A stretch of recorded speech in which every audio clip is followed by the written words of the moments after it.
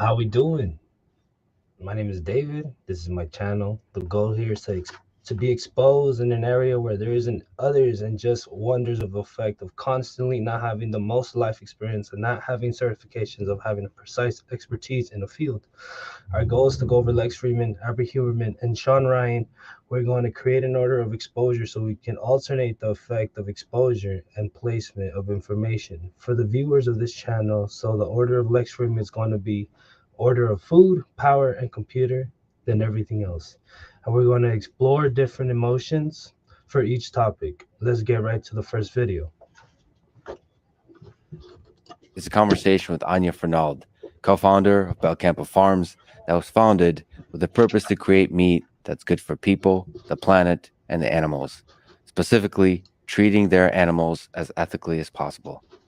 In this, she sought to revolutionize the meat industry from the inside out. She's also a scholar and practitioner of regenerative agriculture, and she's a chef who has appeared many times as a judge on Iron Chef.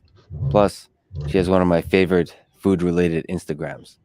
On top of that, she's also a longtime friend of Andrew Huberman, which is how we first got connected. Quick mention of our sponsors: Gala Games, Athletic Greens, Four Sigmatic, and Fundrise. Check them out in the description to support this podcast. As a side note, let me say that I got the chance to visit and spend a few days with Anya at Belcampo Farms in Northern California. I met many animals there, from cows to pigs, and saw the amazing land on which they grazed. I butchered meat. I watched Anya cook many amazing meals. I ate raw meat and cooked meat, and spent long hours at the bonfire talking with friends and listening to the sounds of nature. I hiked, swam in a cold mountain lake, and slept in a tent underneath the stars.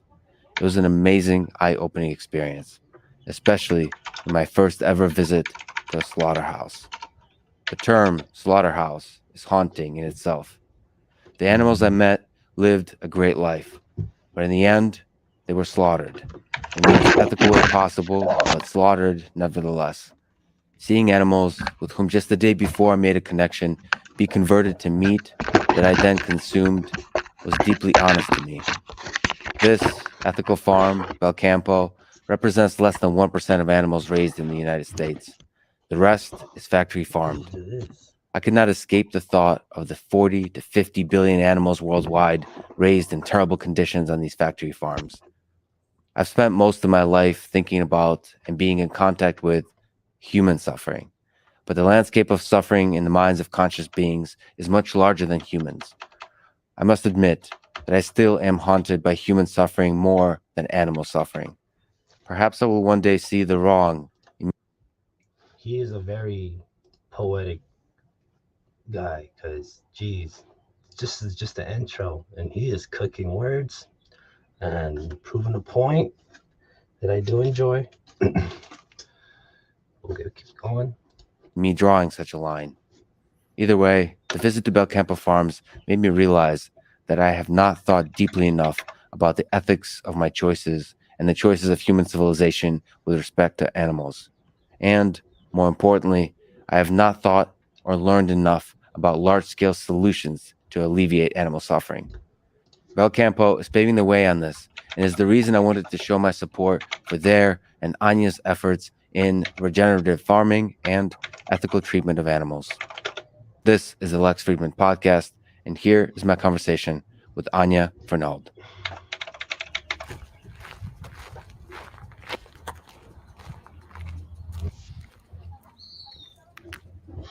If you're watching the video version of this and are asking yourself why we're in nature right now, there's actually a beautiful mountain in the background. Cali, baby. There's an incredible, vast landscape. There's a farm. Woo. Yes, sir, Steve. We're sitting behind a table, and nevertheless, I'm wearing a suit and tie amidst nature. We're at the beautiful Belcampo Farms. We're going to talk about this incredible place you have here, but you cooked some meat yesterday. It tasted delicious, so I'd love to talk about just the science and art of cooking first. You as a chef, when you think of cooking, is it a science or is it an art? Art and service together, probably. Art to me because it's about creating something of beauty and being responsive and creating something that's expression of creativity and love. Cooking also has a very strong element of service, and it doesn't mean necessarily service to another person, but like service to health, wellness, environment. There's an element of supporting through food in how I approach cooking. So it's bigger than just like how the ingredients come together to form a taste. It's the whole pipeline, like the fact that there's a lot of work that went into bringing the ingredients together, and then making you giving you the ability to make the meal, and then who gets to consume the meal and the whole thing. And you see that as service as opposed to just the taste.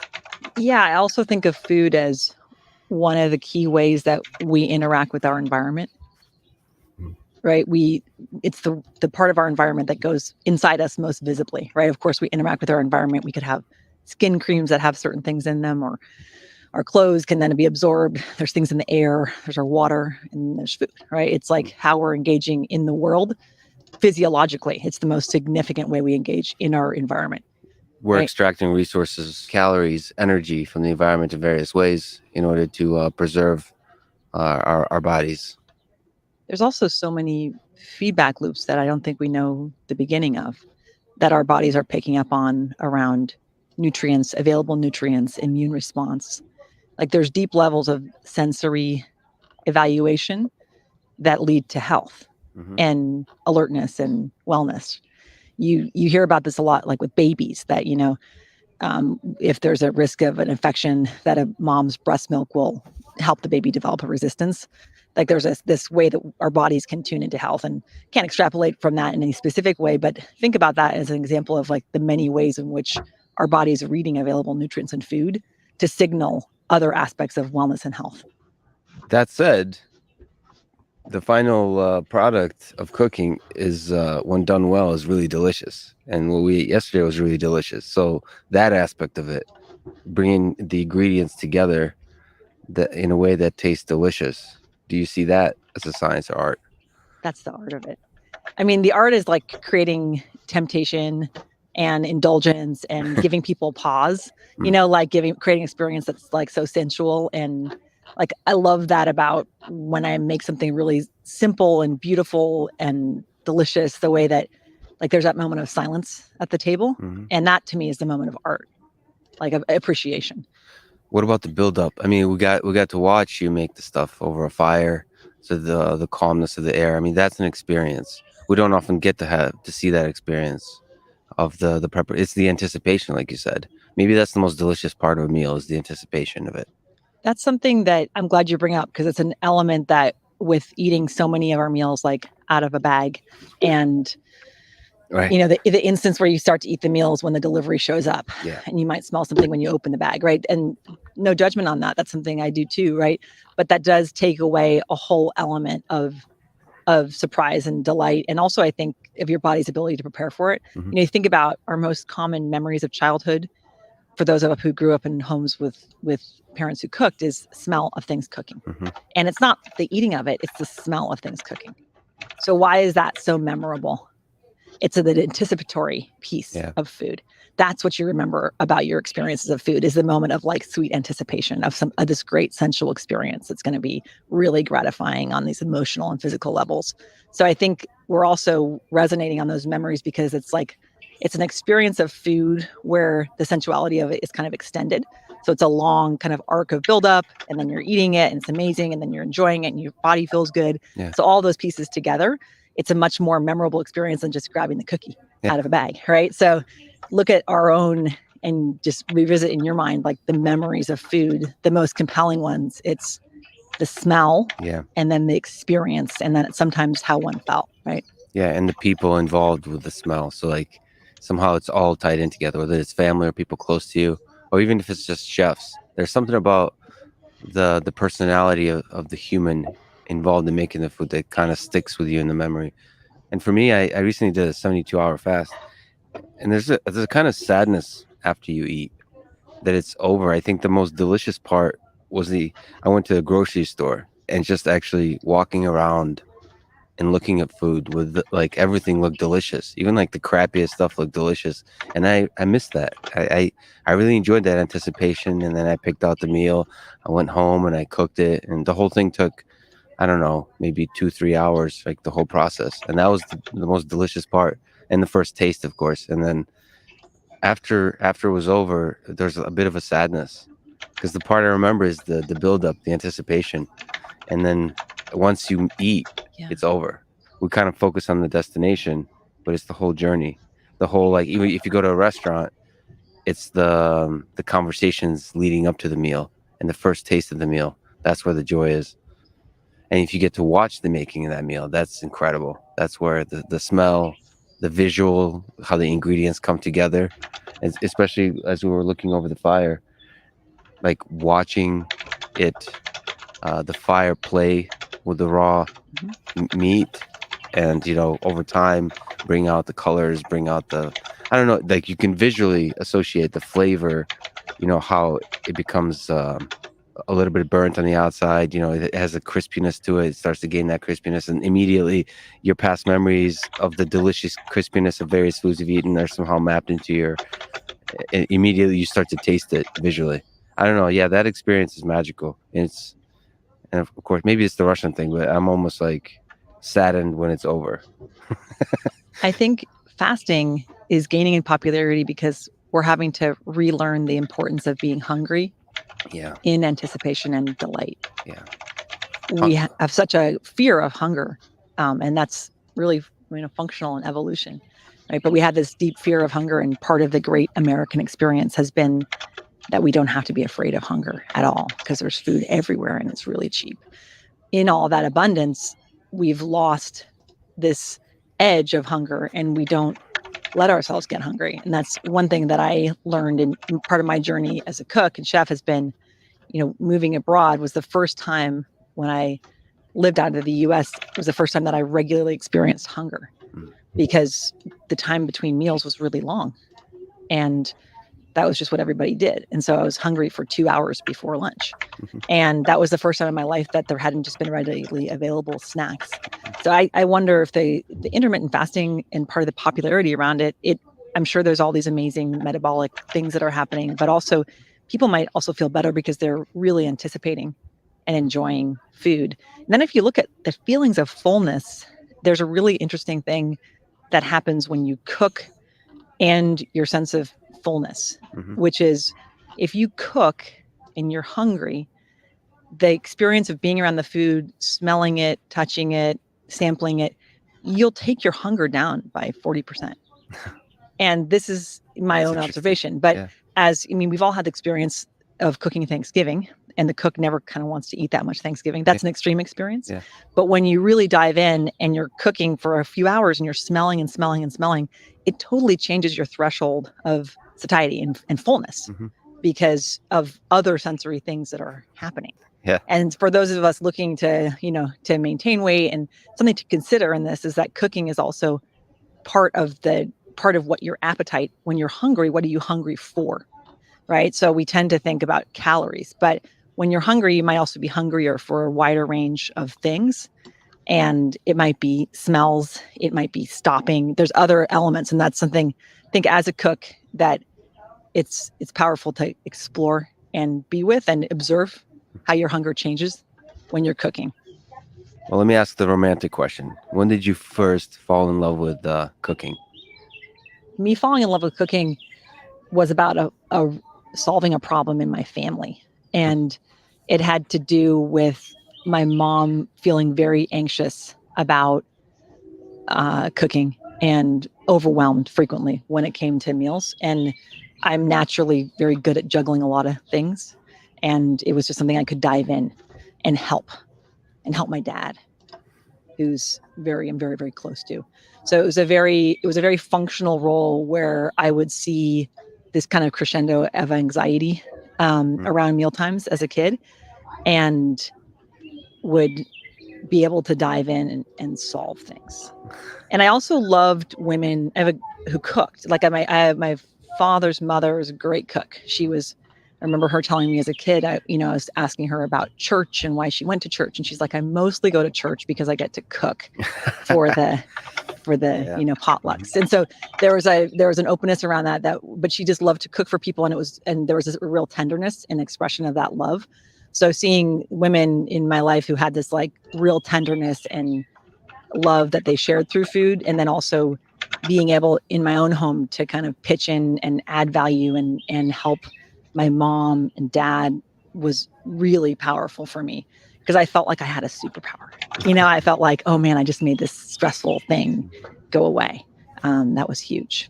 It's kind of interesting. I don't know if you can comment on, especially for me growing up in Russia, it's probably true in a lot of cultures, maybe every culture, that food, and especially like in a family, the mother that cooks is the source of love and like ties the family together. It creates events where everyone comes together.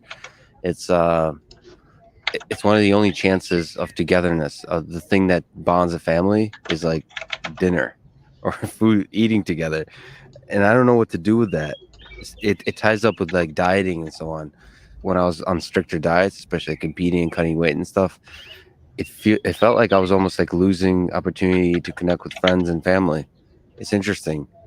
It almost like cultures, we cannot fully experience love and family without eating. And on the flip side of that, eating enables us to experience love and family. I don't know what to do with that. It's a tough one because there's lots of layers around kind of gender roles and families changing and things. Yeah. I'd say I agree around the alienation, and I've done carnivore diet and I've tried some of these extreme protocols, and I suffered from loneliness. It was like doing carnivore and not being able to eat what my kids ate and talk about it at the same time. Those pieces are real, and I wonder with all of these diets if that structure is actually helping or just taking away from people's kind of sensual understanding. But I think that there's some rigor around that helps people discover what's good for them by eliminating, and then growing towards more intuitive food is a good evolution from that base. I love to cook for people. I love to pay attention to their way of being and read what they'd like to eat. And it's my purest way of love. And that's for everybody in my life. I actually love to cook for people I love. I would struggle to be, putting out food all the time. It's like something for me, it's a real act of caretaking. So I definitely have that in my makeup. And I definitely notice in times of of real stress, that's the piece that drops off, right? And it's like if I'm unable to care for myself, I have a hard time cooking. So it's for me, it's very emotional. It's very connected to love. And individualistic, so like focused on the particular individual. It's almost like a journey of understanding what that person is excited about in the landscape of flavors, like figuring that person out, what they like, what they love to eat. Yeah. I see cooking I mostly cook for myself, so I see that as almost this is gonna be like the worst term, but like an act of self-love. This is going to be clipped out, but that like it's almost an exploration of like what brings me joy. And it's surprising because I usually don't share, because the things that bring me joy are the simplest ingredients. Like I'm one of those people, I don't know if you can psychoanalyze me, because you also like basic ingredients. I like a single ingredient, 2 ingredients, because I feel like I can deeply appreciate the particular ingredient. Then I get easily distracted. People who are really good at listening to music, they can hear a piece of music and in their mind extract the different layers and enjoy different layers at a time, like the bass, the drums, the different layering of the piano, the beats, and all that kind of stuff. That's what it means to truly enjoy music, to listen to a piece over and over, like almost like as a scholar. In that same way for food, I just can't do more than like 3, because then it's just I have to give in to the chaos of it, I guess. But when it's just a basic ingredient, like just meat, or just a vegetable, like basic grilled without sauces, without any of that I've discovered is what brings me a lot of joy. But that's boring to a lot of people.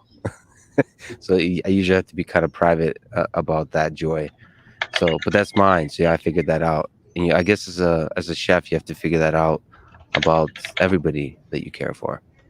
Well, also for you, you're very interested in things and interested in things being done well and appreciating them. So the single ingredient also allows you to control for perfection in cooking that, which is probably really appealing to you. Yeah. And I think sometimes I see people also in the beginning of their journey of culinary trying to do too many things, right? So there's another piece too that you'll notice. If you recall, last night I grilled us the salad, right? Mm-hmm. And then I did all those pieces separately. And that's something in general to be really attentive of when you're building flavor, to make sure you pay attention to every piece separately. The idea that you can, okay, with a soup or something or stew, there's workarounds, but like to make a great dish that's got 4 or 5 vegetables in it, cook them all separately to their optimal deliciousness and then combine them. So that's another way to approach that, is that you may also be able to look at the different ingredients separately and still have that sense of like understanding of it. But there's too often that we're layering together like 4 or 5 things and then cooking them all at once and then surprised that it's not delicious. Yeah. Because you can't really optimize on multiple variables at the same time for peak awesomeness. And that's actually, the number one way you see this is roasting a whole chicken, which is a really difficult, it's the simplest dish, but it's very difficult because you have the breast meat, which is bigger chunks. They cook faster. You have the thighs and drums, which are smaller and they cook slower. To optimize that and pay attention to it and do it all right, you're actually solving for different outcomes. So there's one example, but oftentimes food is less delicious with multiple ingredients at the start because we're not able to pay attention to how each one needs to end up. So there's a way to parse that apart and achieve a better outcome. I don't know if you've seen Jiro Dreams of Sushi. It's a documentary about so there's an obsession. It's that particular, first of all, set of humans, but also the particular cuisine that focused on the basics of the ingredients. What do you think of that kind of trying to achieve mastery through repeating the making of the same meal over and over and over for like decades? Like, do you find beauty in that journey towards mastery, or do you think it should be always an exploration to where you're always trying things, you're always kind of injecting new flavors, new experiences, all that kind of stuff? I'll have to say the mastery, because the exploration is like genetic modified corn and all that stuff, as well as the hunt for those items. But yeah, that's what it is. I think you have to decide on a palette. If we're talking about an art, it's equivalent to saying, am I a sculptor or a painter? Yeah. The sushi lexicon thing, that's a very, very narrow, small canvas that you're painting on. And that is a beautiful road, right? There's a beauty and a perfection to that. It's like, there's many things culturally around that you could extrapolate for specifically for Japan. But I encourage people on the journey in food to choose like kind of a language that they're working within. And if you want to step out of that occasionally and have 1 or 2 dishes, but if you want to get mastery with food, you probably aren't going to be able to get more than, say, 20 ingredients that you use regularly that you really understand. And so we often see, I see the American pantry, it's got tons of sauces and tons of spices and tons of spice blends. And then really people only use just a couple things. And the idea that you can sort of splash out and do Korean one night and then tacos the next night, you can, absolutely. But to get in a regular cadence of specific ingredients, you're probably going to get more mastery with that sooner. And I think as much as you can do to get an understanding of the basics around salt and acid and understand your palate. Like for me, it's lemon and usually sherry vinegar, right? So that's my acid palate. And my fat palate's, suet and butter, olive oil. So you can sort of choose your language, what you're painting with. But I wouldn't splash out and say, do I use sesame oil? Yeah, every once in a while. But that's not part of my base palate, right? What, can you say again what your fat palate is? It'd be butter, suet, and olive oil. And olive oil. So not why olive oil? Is it your roots in Italy? I like the flavor for finish because of the bitterness that it adds. So I like the bitter and acid contrast on meat and vegetables, which is mostly what I eat. And so I love that way that the bitterness and astringency complements and allows the flavors to come out. What do you think about coconut oil? I recently discovered that there's a, I don't know, there's a sweetness, or there's something to it that I really enjoy. Maybe because it's new. It's good with heat. I really love it for some reason. As a chef, do you ever try it? What do you think about it? I like it in coffee. Like I like it as Oh, a yeah. treat a little Yes. bit. I find the flavor a little bit challenging in foods. I also find that it's Coffee. difficult on the Interesting. quality of that ingredient. So I found often that I buy a high quality coconut oil and there's rancidity in it. And I don't totally know why. I think it's just the cold chain and how that product's packaged. Hmm. So I've had some issues with product quality in that. But for me, it's a little bit too much sweetness in Gotcha. my foods. But then again, I don't cook in like a Southeast Asian palate. I try to not have much sweetness in my foods in general. So Hmm. I just because of the palate that I like to cook with. So for me, coconut's got a little bit too much of those high notes Hmm. and earthiness, which is a nice combination, but it's more like a treat.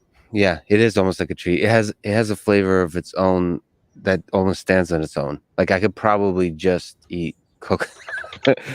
That's probably the only oil I could enjoy by itself. It sounds weird to say, but it feels like fat is often a thing that enriches the flavor of something else.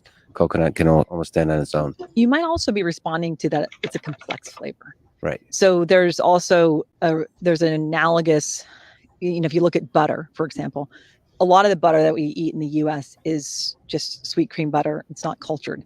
If you explore like a cultured fermented butter, maybe a grass milk, grass-fed and finished butter, you're going to get a ton more complexity.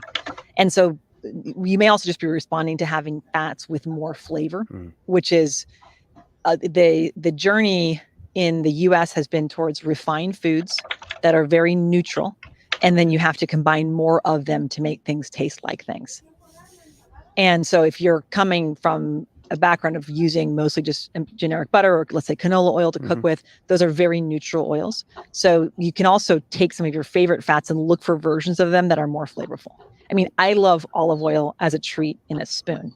Really? Like a good California extra virgin olive oil. I'll just like have it I'll eat a piece of butter as a treat. Yeah. That's like, or butter with salt on it. Like good fats all of them can be, if they're minimally processed and they're fabulous and it's so delicious, right? But there are things that you have to like look for a version of them that's got that full palette of flavor. Well, for me also the flavors are inextricably tied to the memories I've had with those flavors. So for better or worse, back when I used to eat a lot of ice cream, I for some reason had a lot of pleasant experience with coconut ice cream. So that particular flavor just permeates throughout my life. Now, like I'm stuck with it, for better or worse, as a flavor that brings up pleasant memories. And I have a few such flavors. I have such relationship with all kinds of meat too. Like it's just so many pleasant memories, and that's it. You're almost tasting the memories. Yeah. And that there's no way to separate the flavor from the memories, I suppose, and that's a powerful thing. What's your favorite meal to cook? I'll roast a couple chickens and then I'll poach them, like I'll boil them and let it cool down. It's a complicated one. I'll let them cool down. I'll pull all the meat off, put the bones back into the pot, and then cook that for like 3 or 4 hours. And then add in like shiitake mushrooms and all the chicken meat, and I'll throw in a bottle of white wine into the stock as well, a bunch of thyme and garlic. And I love it because it's the way the house smells. It's very laborious. It's soothing for me to spend time picking apart meat and chopping things up. There's like a lot of manuality around it. So I'd say from a personal, I love grilling a steak and doing those things as well, but there's something about making a stock from scratch and the way it smells, the way I feel, the time it takes, the kind of checking in on it that I really, really love. There's many things that I love to make that I don't even love to eat. I think you see this a lot in like baking and bakers, people who bake a ton and they love the process of it, even if they don't eat that many baked goods. So anything for me that's really like enjoyable is typically things like making cinnamon buns. I don't eat very many cinnamon buns, but I love making them because it takes all the sort of like futzing around and taking your time and watching it, the way it smells, the way the house smells. All of that stuff is like it's like almost like a meditative exercise for me. Is there a science? Is there an art to cooking meat well and the different kinds of meats? Is there something you can convert into words in to say ideas how to bring out the best of it out of what particular meat, whatever steak we're talking about, whatever beef we're talking about? Is there something that could be said? The basic approach to cooking any type of meat beyond the artistry of it is pretty scientific. And it's what type of muscle is it in the animal? And what's the surface area to volume ratio? Okay, so let's look at those two questions. Yes. So the first piece is, what's the type of muscle in the animal? What's the functionality? You don't necessarily need to know that to evaluate it, but you need to understand, is it a tender muscle that's not used very frequently in the animal? Or is it a big load-bearing muscle that gets a lot of action, like the cheek, right? Or the shin, or those pieces. The muscles like those along the spinal cord that make up ribeyes and New York steaks and things, those aren't very exercised. They're right next to the spinal cord. Spinal cord's doing most of the work there. They're kind of like stabilizing muscles around this big functional piece of skeletal structure in the animal. Other muscles, like the ones around the diaphragm with the flat iron steaks and skirt steaks and things, those are really functional muscles that are doing a ton and moving. And if they're moving a lot, what happens? Well, functionally, they've got lots of muscle sheaths, because muscles that move frequently have to do a lot of like complex contraction. That's why, there's in the cheek, for example, there's tons of visible fiber of like collagenous connective tissue. That connective tissue is everything in how the meat cooks, because connective tissue doesn't respond to high heat with becoming more tender. Muscles do, right? They can get a sear on them, you can cut them and eat them. The collagenous tissue will glom up and get really tough. So you either have to liquefy it with really low, slow heat with moisture, right? Or you have to barely cook it. And that's the major piece. So that's the question of like, why wouldn't you just throw a brisket on the grill? Okay. It's not about the fat. You can cut the fat out. The reason you're not going to throw a brisket on the grill and cook it hot and fast is it's got too much collagenous connective tissue in it. Those are these giant muscles that have all this collagen and these fibers and tendons in them effectively. So you're never going to be able to just cook that up hot, fast. So that's the first piece. It's like, where's this muscle in the architecture of the animal? And then what does that mean for what's going on in the muscle? And that's actually more important than fat content. We get really we pay a lot of attention to fat content in muscles. You can make a steak tender if it doesn't have a ton of fat in it. It actually has more to do if there's collagenous and connective tissue in it. That's fascinating. I never even thought about that. I thought it kind of adds to the texture of the meat, the chewiness of the meat. But you're saying it also adds to how it reacts to heat, how the entirety of the meat reacts to heat. And the fat is not as important to that as the collagen. The fat will make the flavor more delicious, yes. Right? Like it'll add unctuousness and mouthfeel and things like that. But all the connective tissue in meat, and in some of the cuts like that we ate a skirt steak last night, you could see a web of that collagen sheath on the outside. On a ribeye, that same collagen sheath is this big. There's only one. It goes around the outside. Okay, because that's just that muscle. There's one large muscle fiber. So that specific, it's a myelin sheath, right? That material needs moisture and low and slow heat to become tender. The other side of that is that when it becomes tender, it liquefies and it adds all this beautiful gelatinous consistency. That's what bone broth is. That's why a slow cooked pork shoulder is so delicious. It's not that it's full of all that fat. That fat's also great, but a lot of that mouthfeel comes from that really beautiful dissolved collagen. So when you're looking at like, how do I understand how I'm going to cook a piece of meat? That first fork in the road is, how is this going to respond to heat? And what's the appropriate cooking technique?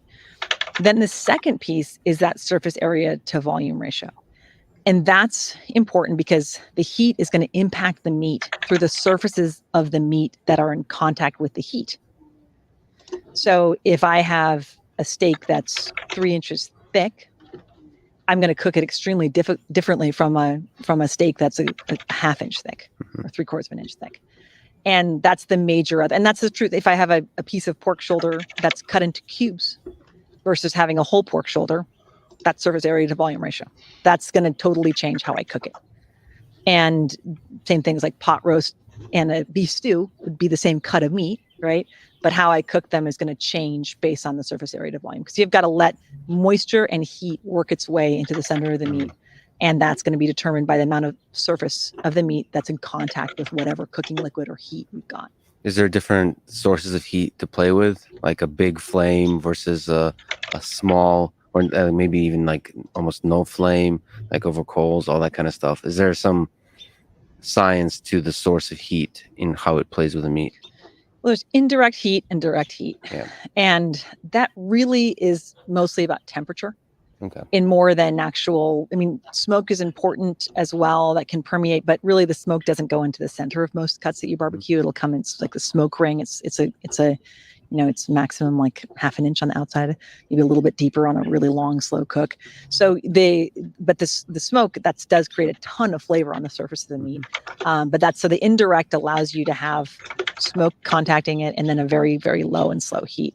And what that does is indirect heat will be low and slow enough that the center of the meat will get warm at the same time as the exterior of the meat. And it'll all cook equally and all get equally tender. If you go very hot and fast, you risk the interior of the meat not getting, right? You kind of create a shell on it, and you slow down the interior of the meat, which you actually want to do with something like a steak, where you want to keep it rare on the inside. So it's really indirect versus direct. Then once you get into direct heat, right, like in that category, there's wood, charcoal, gas, right? That's about it. And those are meaningfully different. They're meaningfully different. Charcoal and wood, there's more poetry in wood. There's a little bit more flavor, not functionally very different. But gas versus charcoal wood is very different. And that's because of the actual scent of the cook, right? The scent of the flavor. And then there's I think an evenness of heat distribution that comes off of charcoal that's different from gas, because no matter how awesome your gas grill is, you do have hotter and cooler spots. So gas grills are typically, you can kind of control for that if you just are going really hot and fast, which is why gas grills are fine if you're just like throwing that steak on, get a hard sear on those burgers, put a crust on it. Gas is fabulous for that. It's perfect. When you're doing things that do better with a low and slow cook, like let's say a whole tenderloin or chicken thigh, that's going to be a little bit less elegant on gas than on charcoal versus wood. So when you have more kind of nuance in the low, slow cook over the natural fuels. Talking about like smoke and flame and charcoal versus gas, it also adds to the experience and the smell and the whole thing of the cooking, or like versus just like the taste it creates. There's a certain experience to, like, when there's a bit of smoke, maybe, I don't know what the chemistry of it is, but I feel like with smoke, the smell is distributed more effectively. I don't know if that's true, but there's a smell and a visual aspect to the experience that's almost enriched with a bit of smoke and or like an open flame. Like if you can see the flame, there's magic to that. And it goes to the experience piece that we're talking about before. We were talking exactly about that, like the nuance and the beauty of like that long, slow cook and your house smelling like something. Why do people freak out about barbecue? Yeah. Why? Because you go in and it smells bomb. It smells so good. It smells like heaven, right? It smells fatty and delicious, and the smells everywhere, and everyone's smelling the same smell. So there's like this collective experience. It's incredible. I think that's why barbecue is so sticky for people. It's like so yummy, and you get this huge like anticipatory thing about it. It's like because it smells incredible. What was that incredible grill that we used yesterday? What is that about? That's called a Sea Island Forge. It's a wood fire grill that's inspired by like a South American style of cooking. So it's like, it's big. It has also the things with the crank. It allows you to control the distance from the flame. It's awesome. That's really key with the wood fire. So when we evolved from cooking over wood to charcoal, right? When that became more popular, the reason that we did that is that allowed us to skip the whole part of making our own charcoal, right? So when you're cooking over wood, all you're doing is making your own charcoal. You don't ever cook over wood with the red fire. Like we don't like throw a steak on when the flames are orange and leaping up, because you're just going to get, carbons like char all over your meat. So when you're cooking over wood, you first cook down the wood, you create the coal base, the natural coal base, and then you cook over that. So you saw yesterday, I built my fire, I let it burn down, added some fresh wood so I could reinforce my coals with new coals coming in. But then I was actually cooking over the embers. You shorten that cycle with carbon, with charcoal. It's more efficient. But what you lose is that whole cycle of, that really beautiful experience of smelling. Now, if you're cooking on a Traeger, you're going to get awesome smoke smell. Like there's plenty of ways to do this. It doesn't always have to be wood fire. And I love all the different ways, right? But I really like the experience of the campfire. And I love that kind of just like sitting by it, building it, having to take the time. I like building a fire, going inside, preparing all my meats, bringing them out, cooking them. That whole experience, start to finish, is really just like something that it's my favorite way to spend time, So I think, and why is that? Is the food that different than cooking it in a more conventional grill? Probably not, like in a pure experience. But I think the actual experience is super memorable because you are outside, you are slowing your roll, you're enjoying this, you're just taking in, you're watching, you're anticipating. I love that whole experience. Does the origin of the meat itself make a difference? So we're here at Belcampo Farms. Maybe you could talk about what your vision, your dream is in terms of like food, in terms of where food comes from, or meat comes from, but food broadly, and how that affects the entirety of the culinary journey. On the question of where does it come from and does that matter, I'd say the way that meat is raised is massively important for flavor and for how it cooks. I think most cooks who try cooking grass-fed versus corn-fed, that's the first moment where they realize that, right? Where Yes, corn-fed meat cooks much more slowly. It's got bigger veins of fat that slow the heat transfer throughout the muscle of the animal, compared to grass-fed, which is leaner. Heat moves through it more quickly.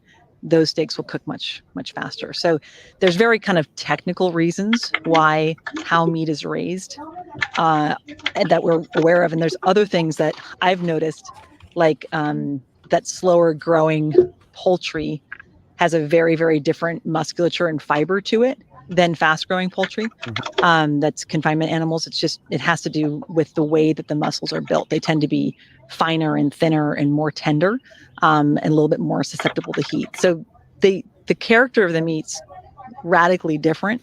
It's also much more flavorful when it's grown more naturally. And I think some of the reliance in the US on like sugary sauces and lots of salts and flavors and things, like that's actually based on having the broadly available meat out there is pretty low on flavor. And so we're adding in a lot to compensate for that. So to your point of like enjoying things very simply and with like salt and nothing else, like the more flavorful that product is, I think the more people will find that enjoyable.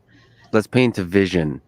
I mean, you're a visionary. You have a vision to have basically meat in every store that comes from a farm like Belcampo that's basically doing regenerative farming. How do we get there? It's about a network of smaller producers working together with shared values. And it's true that there's a limit on regenerative farming in that it requires more human knowledge. So regenerative farming is more difficult to scale in a single operation. It'd be really challenging to have a regenerative farm that was like 200,000 acres because of the amount of manpower needed to pay attention. Can you first, and I apologize to interrupt, but Yeah. Can you say what is regenerative farming? Sure. So if you're looking at scaling regenerative farming, it's a traditional system of agriculture. Regenerative farming is how we used to farm. We used to farm with an eye towards the long term. You might be on the Fridman farm thinking about your heirs 5 generations from now, farming that same land. Are you going to leave that land nutritionally empty? No. Okay. All right, so long-term thinking. Also, in traditional ag, you don't have inputs that are very convenient.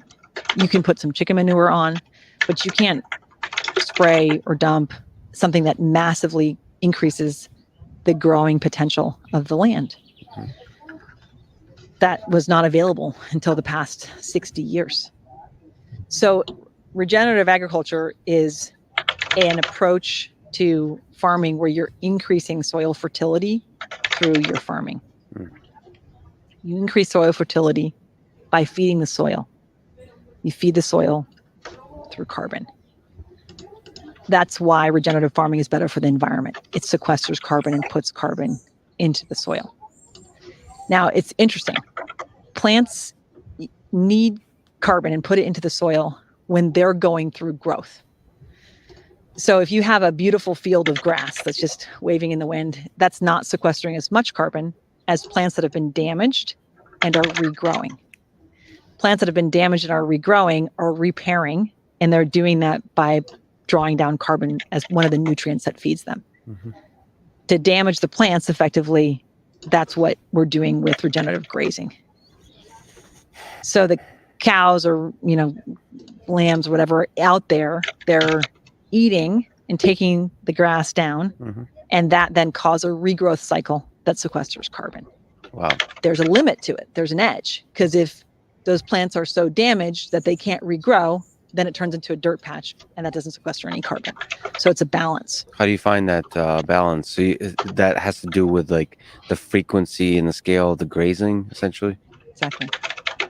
And so you have to find the right balance, and that connects to both the grass. I mean, is the ultimately the focus here is on the life cycle of whatever is grazing, whether it's cows or lambs or so on. That's why the scalability question. So all that stuff that I just talked about, like think about all the actions that requires. Somebody's out there looking and paying attention and understanding how far the grass is, remembering what happened in that field last year. Mm-hmm. There's a huge human intelligence need and human kind of availability of attention. Now, industrial farming has done a great job at de-skilling agriculture. Industrial farming has taken agriculture from being art science to being entry-level employment. Yeah. So that's the limiting factor on regen. And that's why I think the human intelligent piece. Exactly. I got to ask, I don't know if you think about this kind of stuff. I mentioned to you offline that I spent a bit of time with some robots and Boston Dynamics. Do you think there's a way to use artificial intelligence to help? So data collection, so automating some of the things that makes humans special, make some of that decision, some of that memory that's then utilized, converted into knowledge to make decisions about the crops and so on. Is there a way AI can help, do you think? Totally. I mean, that would be incredible. That's one of the ingredients that could help with the regenerative farming. There's a number of discrete decision points that could completely be automated as well, in order to supplement and work with somebody like a farmer in managing it, about the performance on land. And a bit of that's being done right now with some aerial mapping, but that type of AI would be huge in this. I mean, there's estimates that if the damaged and underutilized rangeland in the world was converted to regenerative agriculture, it's somewhere between 20 and 40% of the world's carbon could be sequestered. So there's a huge potential. The problem is cultural. We've lost the generational thread of knowledge about how to do this. It's kind of been 2 generations that haven't farmed this way. Also, the science around it is limited by the scale and longevity. So the data collection around regenerative farming is also limited by the fact it's kind of piecemeal. There's small operations that are doing it. They're learning and developing it as they go, and they haven't been documenting it and doing it for too long.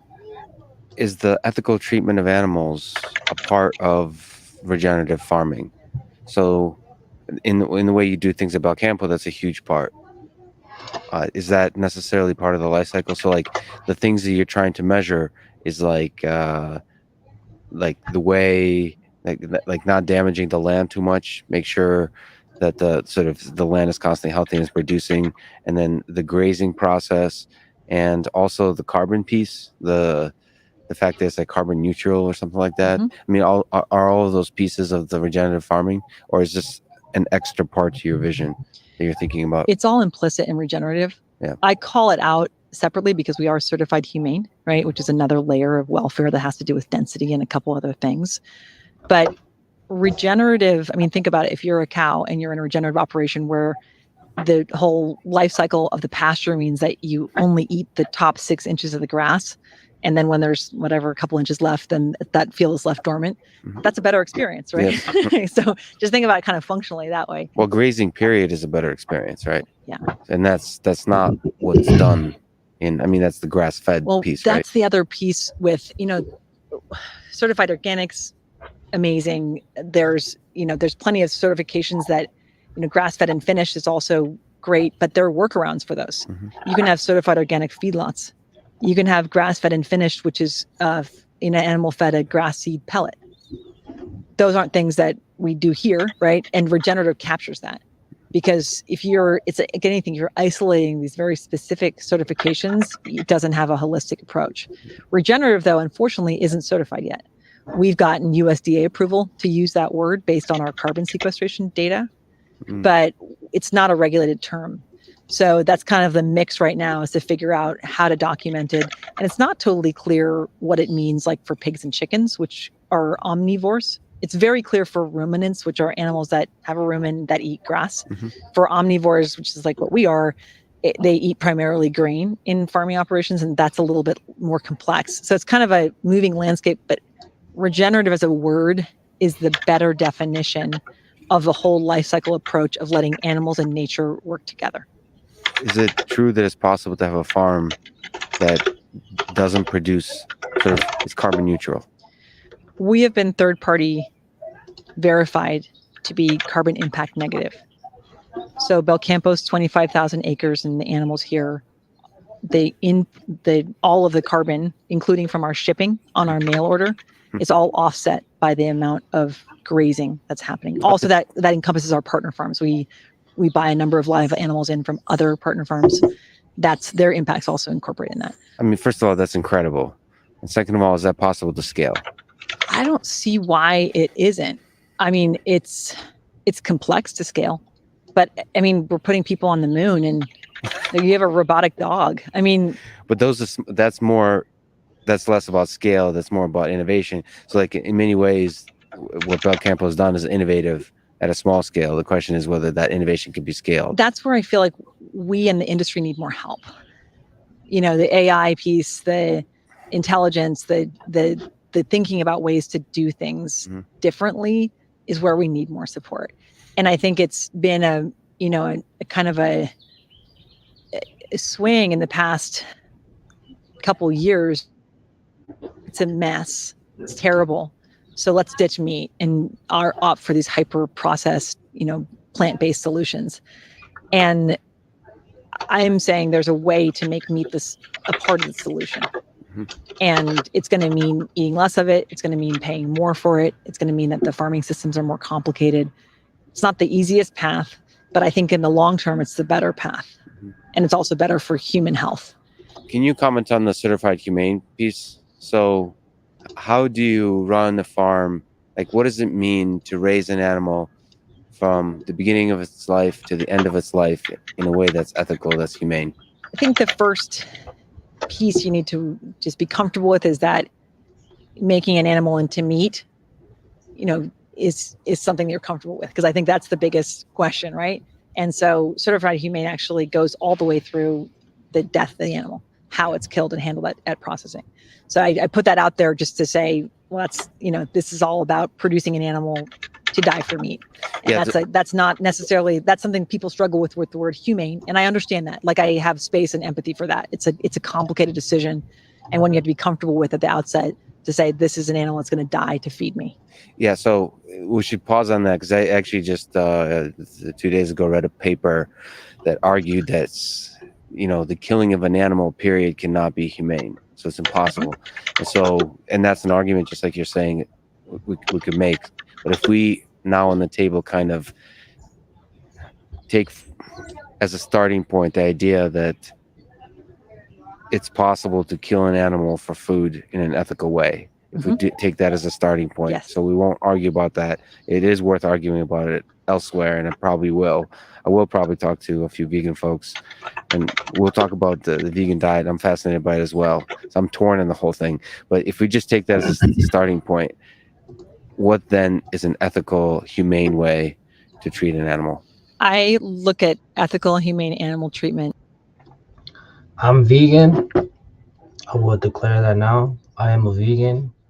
But if we do go hunt for our meat, I will eat that meat. So if we go for any bears, goats, elk, deer, any of that sort, I will eat meat. But as of the time being, I only eat vegetables. I am a vegan. I don't eat cheese, none of that sort. No eggs, nothing. Hear me loud and clear. I am a vegan. As the major phases of life. So, conception, birth and mothering, diet. Those are kind of the major touch points of life. Mm-hmm. So, what we're looking at is evolutionary approach, which means, is the animal eating what it evolved to eat primarily? Mm-hmm. Is the animal primarily outdoors, which is how all animals evolved? Given when the climate's appropriate for it, there's certain times when you can't have animals fully outdoors. Like here on our ranch, we have had issues with cold weather and things. But so if you have appropriate weather conditions, is the animal outdoors? Is the animal able to nurture and engage with its young? Those are the kind of key touch points. But it's really the birth of it. Let me start this one from the scratch. Sure. Okay, so when I'm looking at, or when I consider what's humane, setting aside the death part, I look at the evolutionary diet, access to the outdoors, and ideally spending the majority of its life outdoors, low density, so animals spread out, and engagement with young, social interactions, and that's all kind of social implicit. interactions is a cool one. I mean, I also read an article that like cows, for example, have social, like they have friends. Yeah. That's fascinating. I mean, that piece with the young, social interaction with the young, social interaction with each other, that at a basic level, I'm sure that interaction is not as rich as humans, but that piece seems to be part of the humane picture. And you said also, just a quick comment, evolutionary diet, meaning the diet that they were evolved to have. Oh And my. that's pretty simple. You can look at the physiology of the animal and figure that out. So ruminant species are Okay. Just to say now, the point of this whole channel is just to moderate, I guess, the exposure of human intelligence, and just to see what the subconscious can catch. Like, if you don't know much about marketing, but marketing is pretty much exposure, using your senses against you, and your subconscious will catch on to these things. And little do you know, that was some marketing gimmick from way back. Like, there'll be times I wake up and I have a song stuck in my head, and it's just weird. So all I'm doing is just exposing myself to intelligence, because the subconscious can work 24 hours out of the day. That's why when you get a light bulb that turns on your head, that's your subconscious putting two things together. So pay attention to your senses, all five. Ask proper questions. Be willing to challenge authorities. And just know how to calculate. It's the best advice possible.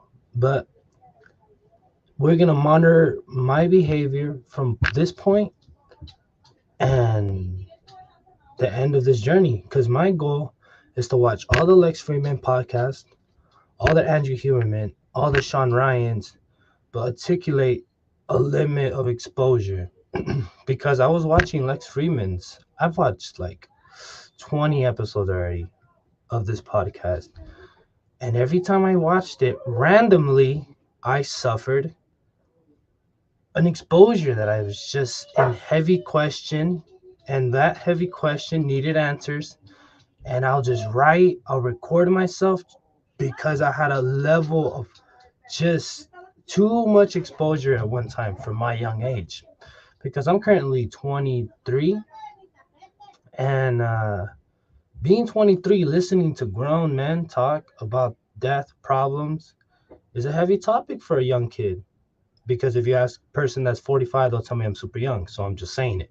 So in that case, I'm going to just be careful with exposure, limit, listen, understand what it is, but also search for guidance. This isn't just recklessness of listening and not expecting guidance. No, the recklessness of listening, but the search and the desire of knowledge. By the way, I am a Warren Buffett advocate. I've read almost all the books that Warren Buffett has recommended.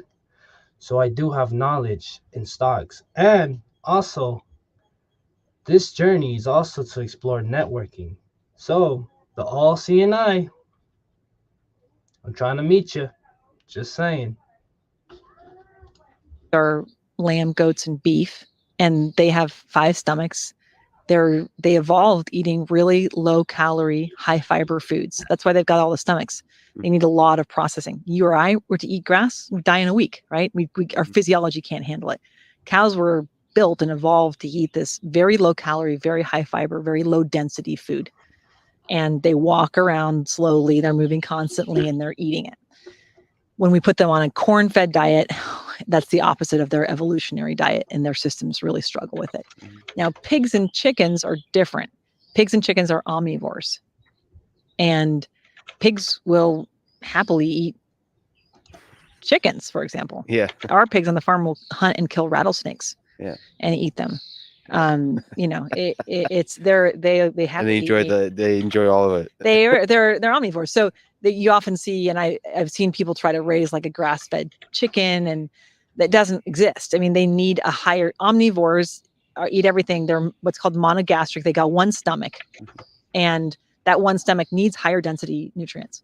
So in the case of chicken, if you're to do, look back in American history, in the 1950s, it took, commercial chickens took like 54 weeks to come to full weight. Now it's 2.5 weeks in confinement farming. On our systems, it's like 8 to 10 weeks typically.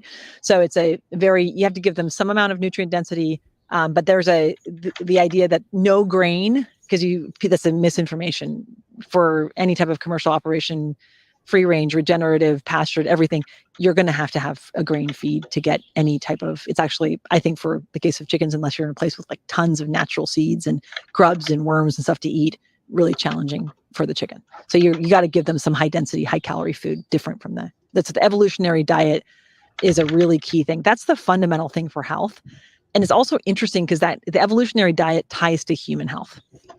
I've looked at the nutritional analysis on all of our products, and it's the evolutionary diet is, for the case of beef and lamb, gets their omega-3 to 6 ratios the same as wild game. So it's not like beef is really radically different from elk or ruminant species, right? If you feed beef an evolutionary diet, their nutritional profile is the same as wild meat, as a wild ruminant. I got a chance to witness Neuralink. I don't know if you're familiar with that company's brain computer interfaces, and then I got a chance to see in person just a bunch of pigs who had Neuralink chips implanted and taken out. Those pigs are so happy with life. I don't know. I've never seen a happier animal. I mean, because they get to eat. Because you were mentioning sort of diets and stuff. Pigs seem to love a lot of stuff. Mm-hmm. They're easily made to be happy. I don't know if you can comment on your thoughts of exploring the capacity of the pig mind through some of this testing with Neuralink, whether that's exciting to you, whether maybe on the humane side it's a little bit concerning. If there's something to be said on sort of like. I don't know if it's even the ethical side, but just because of your connection to meat and to nature and understanding these living beings. Well, pigs are incredibly intelligent, so yes. I'm not surprised that they're a subject matter for Neuralink. They're smarter than dogs, and they're empathetic and emotional. And we'll go look at our pigs afterwards and see, but they're kind of like joyful and exuberant when they're in good health. Mm-hmm. And so that makes sense.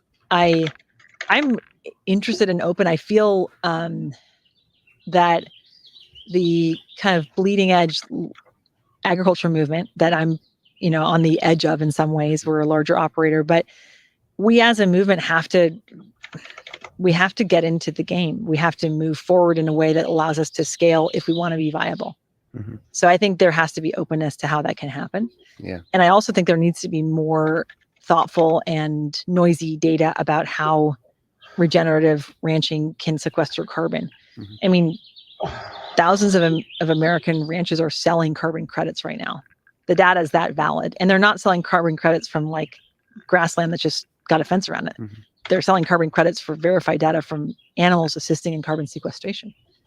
Right. So there's got to be a way to get the tech community involved in ways to help regenerative agriculture scale in different creative ways. And actually, that'd be interesting if like Neuralink somehow has, I mean, especially because Elon Musk is involved and Kimball Musk is like has his whole effort and appreciation of regenerative agriculture, that I wonder if Neuralink has a role to play, like exploring the neurobiology of the animal, if that somehow will create innovations that lead to improved scaling of regenerative agriculture. That'd be interesting. But you're saying you should be open to all those possibilities. I don't know the landscape to know what. Yeah. But my sense is that it's very hard.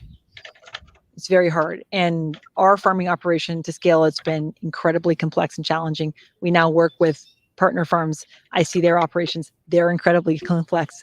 You know, it just seems like there's got to be a way to make some of these things simpler and easier to share information. Yeah. I don't know what that answer is. You know what would be cool is if we can understand deeper ways to measure the happiness of an animal. Because then we can optimize, like certified humane could be literally an optimization problem. Just make sure, as opposed to kind of projecting our own human values, actually measuring what the animal is happy doing. That could be, so understanding the pig brain might help us understand pig happiness and like reframe what it means for a happy animal. And then maybe it's a lot easier to make a happy animal, to make the animal happy than we think. And it might have to do with a variety of delicious food in the case of the pig. Is there something you can say about grass-fed meat? Is it all, just out of my own sort of curiosity, whenever people say sort of grass-fed meat is better for you, are all grass-fed meat made the same? Is there different, like, it's like the word organic. Is there a lot of variety within that? Like the way Belcampo does it, the way others do it? Just more color, if you could add to this whole word and what it means. Grass-fed beef has been on grass its entire life. And you want to look for the words 100% grass-fed or grass-fed and finished. Now, the challenge with feeding beef grass its whole life is that it gains weight more slowly. Although beef didn't evolve eating corn and things, it can eat them. And in eating them, it gains weight more rapidly and has like a version of like an inflammatory response. If you actually look inside the rumen of the animal, inside the stomach, it's like black and shiny inside compared to grass-fed animals, like green, smells like compost. So the animals themselves, their whole physiology is damaged by that food, but they also gain weight really quickly and they put on a lot of fat. It's like if you or me were to eat a bunch of processed food compared to eating a bunch of greens, it's the same impact. You're going to blow up. So the problem for grass-fed is getting the animals to gain weight. They're getting a ton of exercise. They're eating really clean, right? And they're super chill. So that's different from the animals that are kept still, eating really nutrient-dense foods and under a ton of stress, which is a confinement animal. So are all grass-fed meats created the same? The diet, nutritional profile broadly, but the length of time that the animal lives is extremely important for the flavor of the meat. We're taking our beef to 24 to 26 months. Conventional is around 18 months. So I'm always looking, if you're evaluating grass-fed animals, you want to get animals that are typically allowed to live for longer because their flavor is going to be better. There's going to be a bit more fat, and their omega ratios also vary very differently. And I've seen omega ratios, on our farm everywhere from 1:3 to 1:1.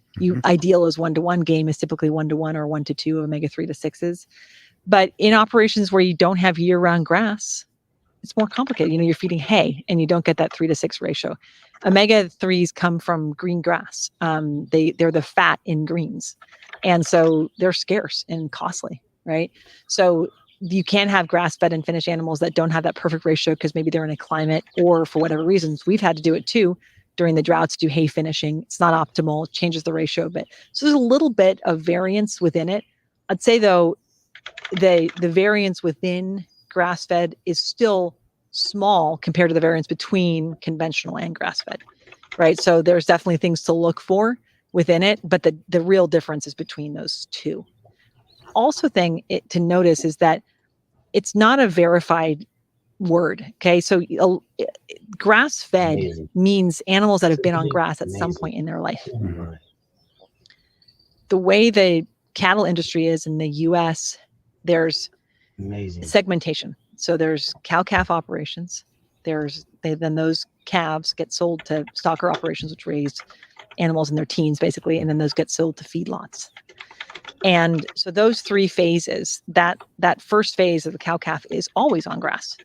It's mother cows, and mom cows are amazing. They can thrive on anything and still put all their nutrients into their baby, and their babies will be healthy.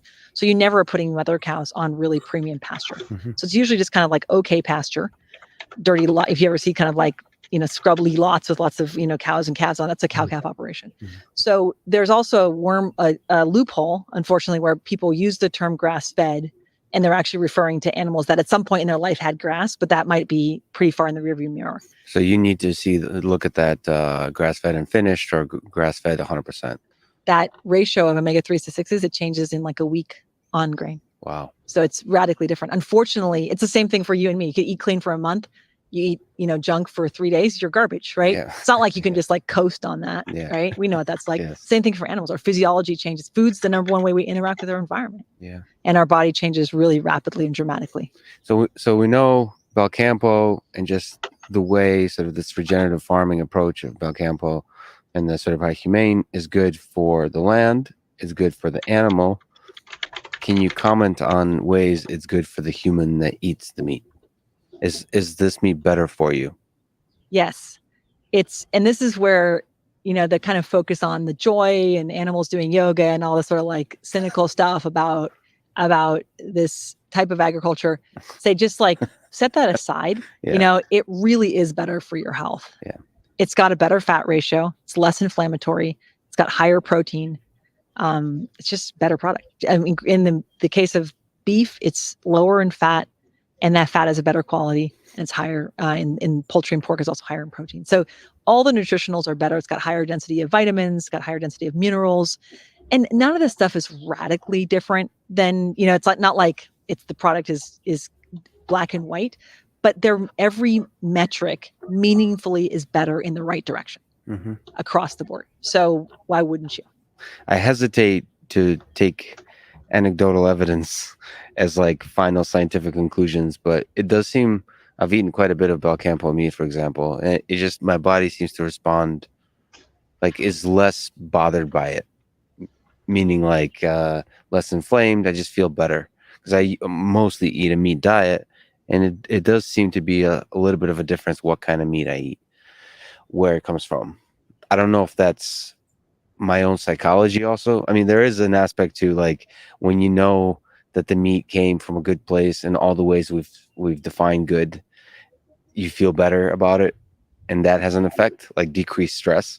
So I'm a huge believer in that. Like outside of just nutrition, how you feel about the whole experience is a huge impact. But it does feel like the meat itself is actually just leading to less inflammation for me, or like less like the bloated feeling and all those negative effects that could come with meat versus like certain other ground beef that I eat, like store-bought chicken breast or steak, all those kinds of things. My body's a little bit more works a little bit harder to process that food, it feels like. I don't know if there's science to that, but sort of anecdotally that seems to be the case. Omega-6s are a big part of that. In the case of the beef, you eat a lot of beef. Yes. You love beef. Yeah. And so By the way, I'm planning to stream every day at 5 p.m. So my live will always go live at 5 p.m. every single day for the next 2 months, 3 months, just so I can grind it and stay disciplined. It'll benefit me. There's only one episode though that I know is like 8 hours, so I might have to do it a little earlier. I'll say like 12 because my goal is to sleep at like 8:30 or 9 every day so I can wake up. So 5 p.m. every single day, streaming an episode of Lex Freeman. so we can knock these out because we have 371 episodes, which is a little bit more than a year. So we have a year worth of content to watch. Then we still got Andrew Huberman's and Sean Ryan's. So we got about like 2-3 years. So streaming every day for a month. Then after that, maybe I'll stream twice a week, 3 times a week. Depends on my agenda, my schedule. So yeah. Oops. In a conventional beef product, it's a 1-30 ratio of omega-3s to 6s. Mm-hmm. And it can sometimes 1-20, 1-30, but that's the wrong direction. In our beef, it's, as low as 1-1. Wow. So that, and the omega-6s are what's part of inflammation. Right now, the magic in animals is that they're incredibly efficient processors, right? And in the same way that the body can protect us from can process and take out tons of things that are toxic out of the environment. I mean, animals' bodies can do that too. So the beauty of meat is that it can be pretty clean. Things like Roundup and stuff don't end up in the meat. When we have antibiotics in our meat, we're not worried about getting like tetracycline from the chicken breast. What we're worried about is the workers getting tetracycline, the chicken growing faster than it should, the meat being chewier and not as high quality. But the actual antibiotics the animals great at filtering that, right? Mm-hmm. They get that out. So you have to think about meat not as like contamination of like, oh, there's going to be some of that garbage they used in the farming in my meat. But it's the more subtle things. It's the fat ratio, it's the protein density. And there's also I think in my experience, there's just more complex flavor and things that taste more complex. This is, science backs this up. They fill you up faster. So if you're looking to limit, to eat for fullness but not eat as many calories, more complex foods are the way to do that. And that you hit your satiety, help you hit that satiety. So things like, all the key, amino acids that help you feel full, mostly from meat, right? So that's part of it, but all meats have those. Then there's other kind of micronutrients and things around that complex flavor that help you feel full faster. Forgive me for this question, but it is kind of an interesting one that people are curious about. What does it feel like to be or what does it take to be a woman CEO of a meat company? I mean, you're no longer CEO of Belcampo, but you co-founded Belcampo, you ran it for many, many years. Is there something that you could say in terms of challenges associated with that? And how did you personally overcome it? So to be a female running a meat and livestock operation, it felt very alone a lot, for a long time. I felt very... These answers are like just so wonderful. These answers are just super amazing. Like they're just so straightforward, direct, honest, and just demonstrate human feelings. Lovely.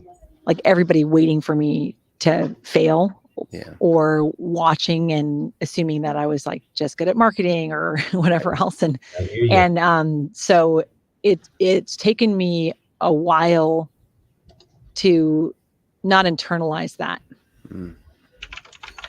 I think the only reason I'm here is we have our own supply chain and slaughterhouse. And I think had I really been playing in the broader meat industry, it would have been a shorter journey. It would have been very hard to make it even get to this phase. But I do, I think the mission is my life's work. The mission of cleaner ingredients that taste so amazing, you don't need to do too much to them. I like creating food that's in support of good health. Yeah. And then secondary to that, it's the environment. But I want healthy food to be a joy to eat, right? And that's creating innovation in the space for this company has been about building a brand that's people understand and is transparent and that people believe in an industry that's broadly perceived as pretty corrupt. So those are things I feel enormously proud of. So you focused on the mission and the pushback, all the mess of the industry. You try not to internalize it, try not to let it affect you, and focus on the mission. Hard, and it's in the joy of it, and the part where it's gotten fun for me has been returning to what I love about it. And I've only had the privilege of doing that pretty recently. So I think for me personally, starting, I hostess these events on the farm called meat camps, where I cook and teach people to cook and taste and talk about flavor and all the like sensual aspects of it that are my fire. Yeah. Like, thank goodness I did that stuff, because otherwise it was just such a beating. Yeah. So there were parts of it where I got to feed my fire. And then now in the past year since resigning, I do all the recipe development. I shoot all the content. I, taste product. I'm developing all of our new products. I launched our meatballs. I'm just about to launch our chicken meatballs, doing a high protein bone broth. Like that's why I did this, was to be able to build this great product that I could build on. So I'm kind of at that place now. But it's taken a lot longer. And I think, looking at the landscape of what to do in food, this is definitely, we tackled the most complicated problem. Well, so that I can imagine. I did it with in the most old-fashioned way. Yeah. Right. So it's been super complex. And then I also look at it and I'm like, yeah, and it's been messy and it's going to continue to be hard, but I'm proud of having tackled the hard problems. So the hard problem here is not in the space of technologies. It's in the space of bringing something that we've done for a long, long time in our human history and scaling it in the face of all the other economic pressures, like doing so successfully, also communicating to the rest of the world that this is a powerful solution. So inspiring the rest of the world that regenerative farming, like running a company in this kind of way that's humane for animals, good for the land, good for people, even if it costs, like if there's an increased cost to the meat, even if you have a broader vision, that means eating less meat overall, that is like inspiring the world that this is a future we want, and just taking that on and getting that done. Got a chance to eat a little bit of cheese, which is a good opportunity to talk about your experience in Italy. He spent some time, or south of Europe. I'm not sure if it was Italy. Yeah, I lived in Italy, and there's cheese involved, right? Like what did you take away from that experience, both as a chef and as a human being? I moved to Europe right after my early 20s, and I worked as a cheesemaker.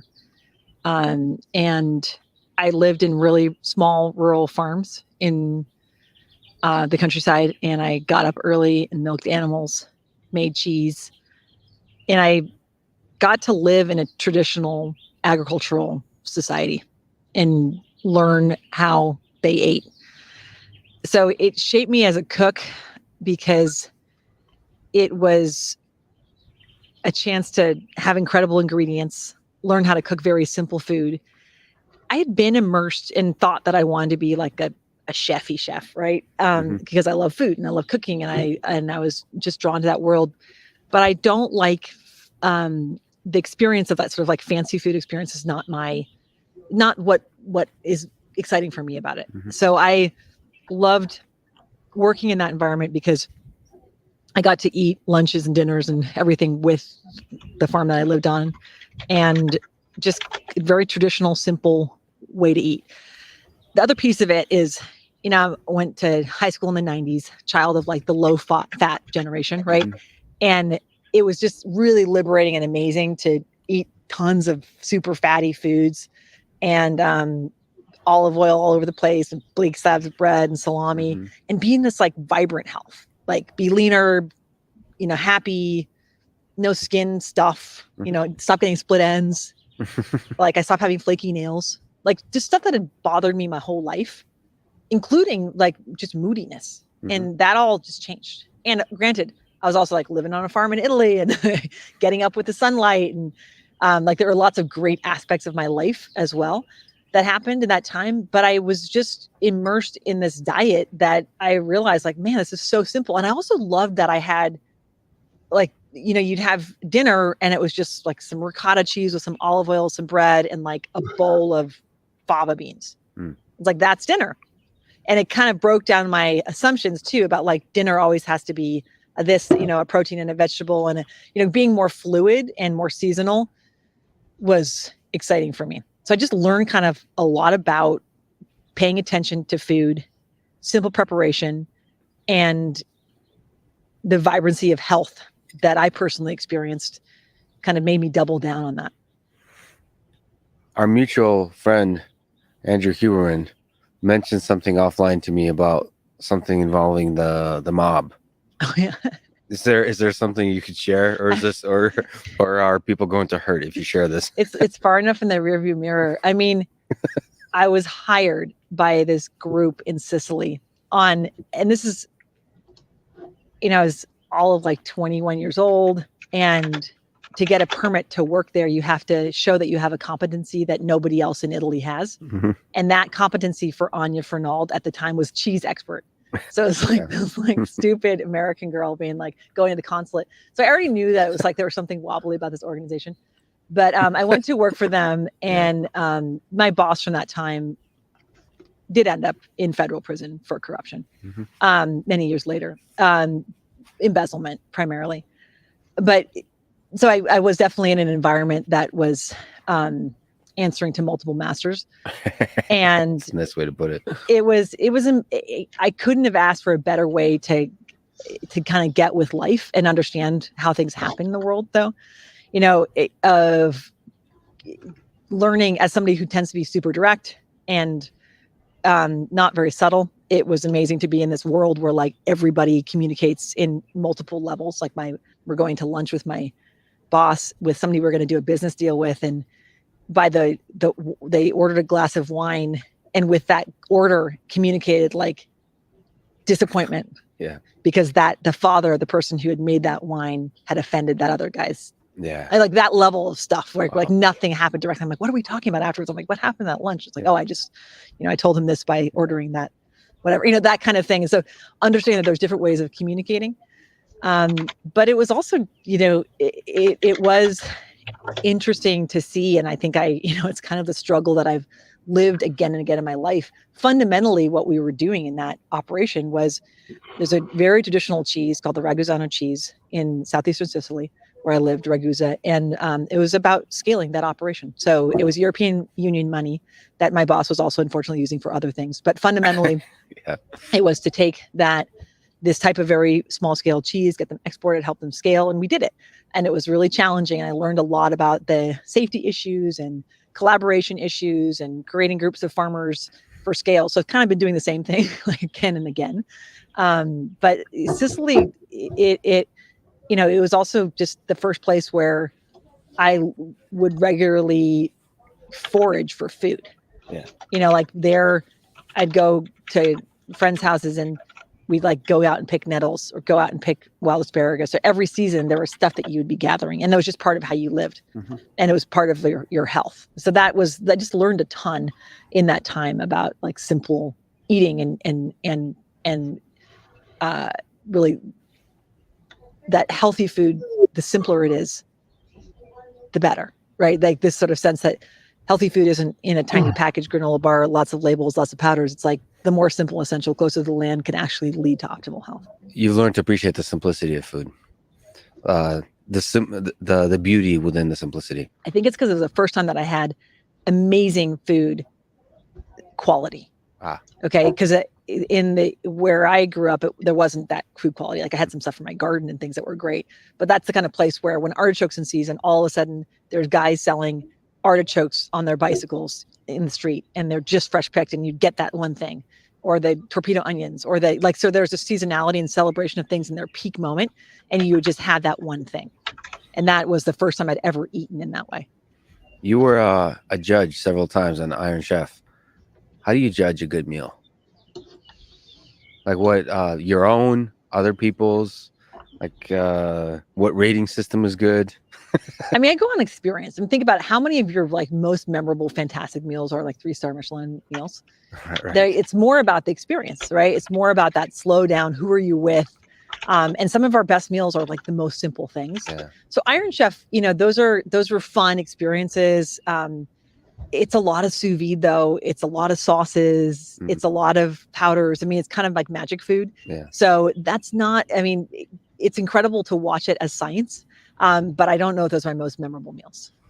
So the experience is how you judge a good meal for you personally. If you were a judge of the entirety of the human experience, in terms of the culinary journey, that would be like the people you're eating with, the environment, like how you feel, the journey building up to that meal, like the whole thing. You can't separate it out. When I was learning as an apprentice cheesemaker in Greece, one of the best meals of my life is like a bowl of cold sheep milk yogurt with like a crust of cold fat on top. So like the way that these fatty, sheep milk can have double the percentage of fat than cow milk.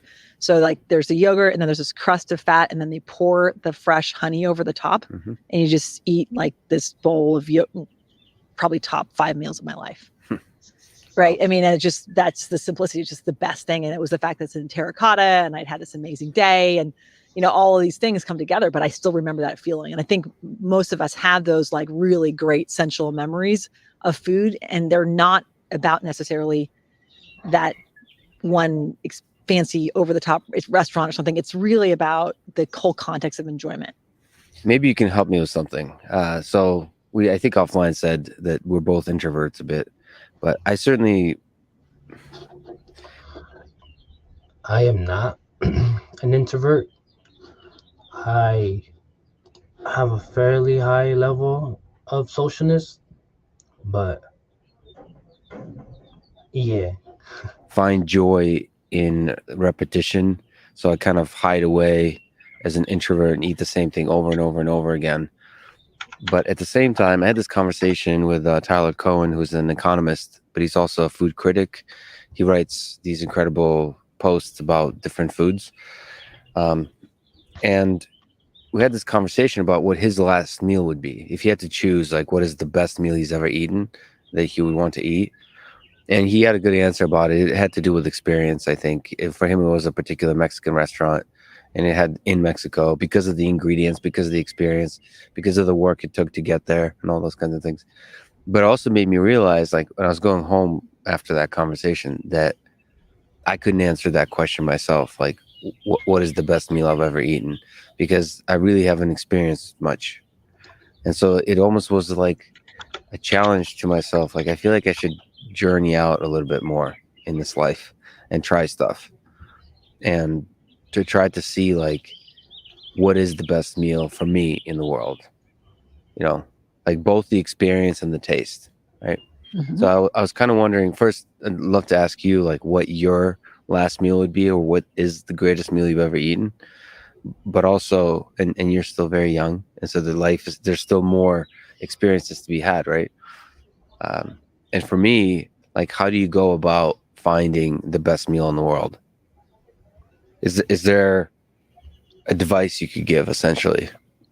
There's that sense of anticipation, right? So if it's the best meal, I'd say for you, it would need to be on the heels of something where you'd pushed yourself with a fast or with an athletic event, right? Or something like you would be coming into it with a sense of anticipation because of deprivation. Yeah. You'd be hungry for it in a bigger sense of the word, like hungry for deep nutrition on your soul level and as well as your belly. So I'd say that you'd have to think about it as a phase of things, like multiple things. And then I also think, you love meat, you love cheese. You have to have some things that come in together, right? Like there's got to be some specific elements of just your favorite flavors in that. But there could be flavors yet to be discovered. That's a whole other thing, because I just emotionally and physically feel good on meat. But that doesn't mean like maybe like a rice-based dish like sushi or something like that, or Indian cuisine where it's like sauces and the breads and whatever. I love that stuff too. So we're not talking about like, a meal is an experience that could be like a one night stand, but with a piece of food, right? It could be a totally different than what actually makes you feel good when you eat it every day. Yeah, absolutely. Completely completely analogous. I get that. I mean, you also, though, there's elements of comfort and love and those different pieces for you. Yeah. But I think you got to look at, like, where would you go somewhere? Like, would you go to a place where you could, hike in Japan and then end up in a Right. little place where you'd eat something? That's right. That's where I would think you were going to have that magic moment. Yeah. Maybe someplace you go to Mongolia and you're in a really extreme environment for 3 or 4 days, and then you come back and you're in a farm and you get something on the table that's a surprise and you're hungry. Like, that's going to be the moment where you're going to explode in the sense of, like, the culinary level. Yeah. For Lex, it levels up, right? Yeah. That's the journey for you. It has to be, I think, from understanding you, like a combination of that pushing yourself, anticipation, and something about Deprivation of some sorts. exactly, and the environment. Well, I definitely like some fasting is part of a great meal for me. So like 24 hours is like the minimum. You're more sensitive to the richness of any experience for me when I fast 24 hours. Mm-hmm. Like, and so that's a requirement for a good meal is 24-hour fast, I think. It's just like you're able to taste, I don't know, maybe it's psychological, but you're able to disassemble the various flavors in a meal, as simple as like even a chicken breast. There's all kinds of flavors going on, because like when you cook a chicken breast, there's like the outside, the inside. I mean, the volume of the meat tastes different as you eat, like the different fibers, and you can like tell all those differences as you're eating when you're fasted, and you can appreciate that. And of course, you're right. Part of the journey is important. It makes me think like whether restaurants is the right place to explore. Or I'm envisioning it on a farm for you, and I'm envisioning Yeah. it in a place that's like really into ag and food. Like even a place like Romania. Yeah. Like they have incredible farms, right? Yeah. Where it's not you're going to get any like fancy restaurants there, but you're probably going to have some amazing little cheeses and cured meats, and you might go to some, have some experience and end up in a place with like 4 things on the plate, and each of them blows your mind. Yeah. Or Japan is another place like that. I think Vietnam, Laos, like, I mean, those are countries where there's like these incredible niche ingredients and this essentialism around food. That's fascinating. Or maybe it's in Russia with Putin. That might be the best meal in the Go world. with him on the farm. Yeah. That'd be it's hard to reproduce that. If that is in fact a good meal, it'd be, it's hard to get him out to the farm. But maybe one time, maybe the best meal. What about you? For me, like it's the ingredients that I associate with like indulgence, like be fresh bread with like my favorite cultured butter on it, be food of my childhood. I grew up in Oregon. We always had salmon, and I'd smoke salmon or salmon eggs, like really good salmon eggs. I love cheese. I love goat cheese. I love all kinds of cheese. There'd be cheese. I love meat, obviously. I'm imagining it's sort of like an abundance of like 10 things I love. It's not a dish, it's like all the yummy all things. of your indulgences on the same plate. Yeah. And there isn't like, for me, there's not like a big cake or something super like that. It's like really yummy things that I love, like really fresh, crusty, delicious bread that's warm and it's got a bunch of butter on it, and I can put some salt on it and eat a big slab of that. That's where I'm at. That's funny. And so meat to you is not like one of those indulgences. Oh, definitely. That'd definitely be steak there too. I'm just imagining not like there isn't a specific dish. It's like 8 or 10 things, right? It's the fresh bread. Yeah. It's something like fishy, yummy. It'd probably be really good fresh berries too. There'd be a steak or a pork chop or something like meaty and delicious and savory. There'd be some cheese, just a bunch of different things that I love to eat that like all kind of check boxes for me is probably what would make me happiest. I'm afraid of variety. Mm-hmm. I like the focus when you can just, this is all you have, the scarcity of just, this is the one ingredient. Yeah. And really appreciating it. Or maybe one thing, like one full complex flavor, whatever the heck that is. Mm-hmm. It's like the distraction, the serial dating nature of having a bunch of things on a plate is, so for some reason that prevents me from fully enjoying any one of them. Mm-hmm. I don't know why that is. The more healthy way to do it is the variety. Is your way is the healthier way to do it. Is alcohol involved? I don't drink very much. Okay. I like red wine, but I just don't really. I love red wine with good food, and I also co-founded a rum business. That's an organic rum, so I love that product. But it's not that for me. It's like I'm more interested in the food. I'd say. Is there some connection between your chef life, cooking, and music? Does music have a role in the experience? like I love artistic expression, and that's always had a role in my life in the same way I love to paint and draw and all the different things. I was a professional musician when I lived in Sicily, by definition, technicality, because I played in the municipal band. Okay. So I would march around the town with all the funerals. I get like €50 every time I'd like march in a funeral playing my oboe. So it's given me, I like that because I like to, like we were talking about going to farms, like what I quested for and was experience and connection, right? In places where I could learn things. That's been the through line of my learning journey. I've learned things and sought knowledge that I can't get in any conventional learning environment. And so what are the tools that let me do that? It was like being adaptable and comfortable in different cultures, but also having common ground points, right? That are allow you to connect with people. So music's one of those things.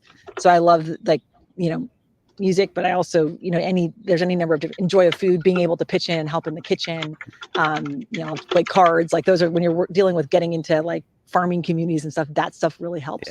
Right. So I basically have cultivated tools that let me drop into places where I can learn. And so those are all kind of a piece. Those are just tools to get in there. That said, we did listen to some Justin Bieber earlier today. That was I need to get more into him. I need to understand the full complexity of the Biebs. You're trying to achieve what hunting stands for, but at a much larger scale, which is what kind of Belcampo stands for. But what are your thoughts on hunting as a source of meat? Amazing. 100% pro hunting. I think the reason that hunting flips a switch for so many people is because it's the first time they've had clean meat in their lives. Okay, so I think that the hunter's journey, when people get so turned on by hunting, they're just like, oh my God, I'm never going back. Yeah. I'm saying that's great if you got access to that, or if you know the guy who'll give you the backstrap, awesome. But like that's not achievable for most of us. Yes. And I do think that talking to hunters about their experiences, what they love about it, many of them are just outdoorsmen. I say that because most of them are men, but most of them love the outdoors aspect of it and being out in the wild. But a lot of them, it's because of how they feel when they eat the meat. Yeah. And it's because they're eating, 99% of meat in America is made in a very specific way. And it's in a way that is pretty inflammatory, not incredibly delicious. And when you're on that extreme, and then you toggle to having this totally different style of product, it feels radically different in your body. So of course you're like, I'll never go back. So when I talk about us being on that spectrum, it's like, well, it's hunted meats. I can never on any commercial operation create the variety of the biodiversity of species that an elk gets when it's wandering around of his own. There's no way you can do that on a farm. So there's always going to be that extra 5 or 10% that those wild animals are going to have, and those wild animals also fast for longer. So they go through periods of starvation, and that creates an even like slower growth for musculature. That's going to create even more unique flavor and characteristics. And so that's why there's that extra in the hunted meat, but you can come a lot closer with regenerative traditional farming to that flavor and health than with any other type of farming I know. So that's where I see it on the spectrum. I love that people are getting excited about game because it's better for your health. It's got all the same characteristics as regenerative farm meat, and it gets people turned on to like simple, delicious food. You shouldn't have to cover food with sauce that's got corn syrup and soy, a bunch of junk in it to make it palatable. If you got to put sauce on your food, you need to look at your ingredients. You need to revisit what you're starting from.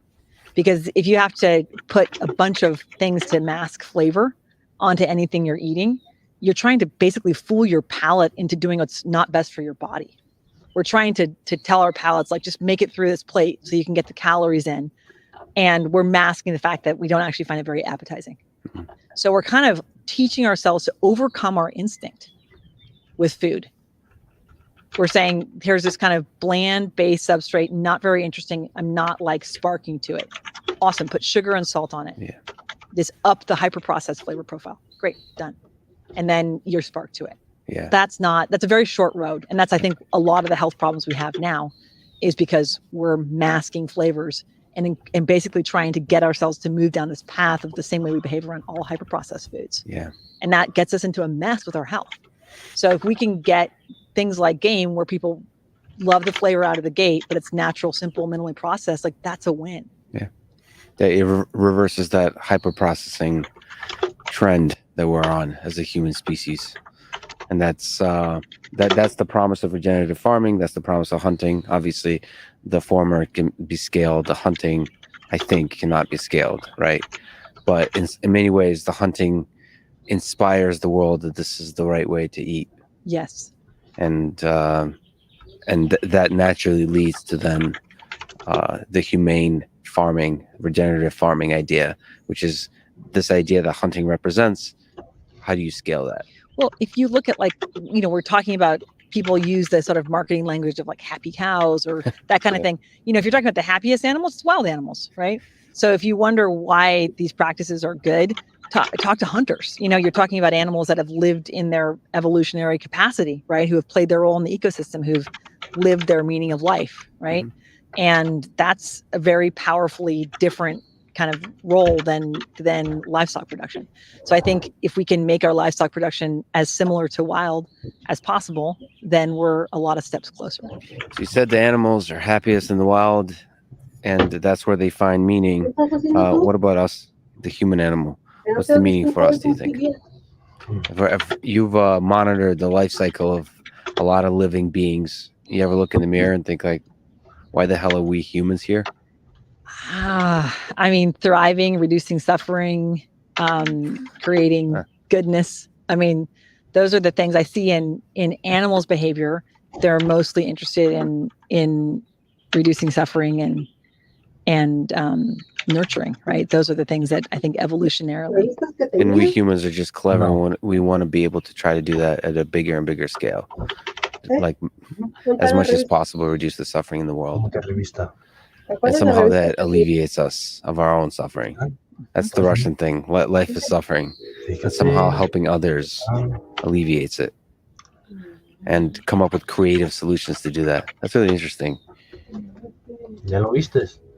It's almost consciousness is the thing that led to suffering, but it also led to the desire to alleviate the suffering. It's a feedback loop. Mm-hmm. Consciousness creates suffering and the desire to alleviate it. Is there yet a pretty non-linear life? Your parents were professors. You have done a lot of sort of incredible things that many would say kind of like, how the hell are you going to get this done? Is there advice you can give to young people today, like high school, college, about how to live a similarly non-linear, crazy life and be as successful as you have been? About whether it's just their career or life in general. The greatest gifts I've been given have come from pursuing curiosity. Just trying to understand the thing you're curious about and allowing yourself to be curious about and just going with it. And also pursuing things that are like deeply joyful for me. Not what society wants, but you just personally, just on your own, you're happy that you and that's something that in the times when I've strayed from that, my life has been harder. Right. So it's fundamentally, what are we on earth to do? To live and thrive. And so pursuing things that are curious and satisfying and interesting and joyful and allow me to grow. So I made a number of choices to do things that were more complicated and kind of not considered like cool at the time. Although now it's cool to work on farms. It wasn't when I started my career in animal agriculture. And it was like, but just deeply interesting to me. And I felt like there was just lots to learn. And so that's been the path for me, is like going for something that's like curious and hard and kind of sticking with it and being open to it and growing elements that give me joy through that. So I also, for people who are starting out in their careers and want to do something different too, it's like, get out of your comfort. Go to a place that you've got something to learn from and let it teach you that. And you'll get beat up. I got beat up by that experience. Like, it was really hard. I laugh about now working in Sicily for cheese making. I mean, like, and the funny experiences I had there, but it was hard. I was lonely. I cried a lot. It was stressful. It was hard. It was really hard. When you inside of it, you didn't know how it's going to turn out. You didn't know it's going to turn out And I'm well. like, why didn't I get a job Right. doing something that all my friends are doing? And I didn't speak the language. I had to learn foreign language and learn how to function. And it was very lonely and very challenging. But then that's where my resilience started to grow, right? So the things I learned there ended up just being about resilience and understanding the language of subtlety and meaning. So that's something that's carried me through my life. But it was a curiosity about cheese making and about like just living in a village that was there. I'm like, wouldn't it be amazing just to live in a really rural village? And then you just went with it. And I just like, this seems incredible, and have a place where you can, these like the people seem interesting, the food seems good, and let's just like try this and see what I can learn. And that, like, putting yourself out of your comfort zone in a place where you have a chance to learn and grow is the secret, because you grow through discomfort. People think that you grow when you get into this environment where everything's like kind of sailing along, but like growth actually comes through pain. It's like growth comes from being cut down and beat down and having to regrow and double down. And so that kind of opportunity, you have to seek it out. You have to put yourself in the line of fire a bit. If the situation sucks, it's a sign that you might be doing something right, in the sense that you're on a path at the end of which you'll be a better person if you allow yourself to grow in that way, like as opposed to resisting it, just going along with the journey and persevering. And that ended us up in this incredible place. This whole conversation, I'll probably overlay a video. I'm looking at a gorgeous mountain, and it's an incredible farm. Thank you so much for a meal yesterday. That was incredible. The cheese, the fish eggs, just everything about this place. Looking up, you can see the stars. The stars at night are beautiful, and there's a peacefulness to it. I had a pretty hard week, actually, just emotionally in many ways. And just coming here, it's immediately, so much of it is lifted. So I really deeply appreciate, Anya, that you would invite me here and that you would have this conversation. This was really awesome. So thank you so much. Thank you. Thanks for listening to this conversation with Anya Fernald. And thank you to Gala Games, Athletic Greens, Four Sigmatic, and Fundrise. Check them out in the description to support this podcast. And now, let me leave you with some words from the ancient Chinese philosopher Lao Tzu. Nature does not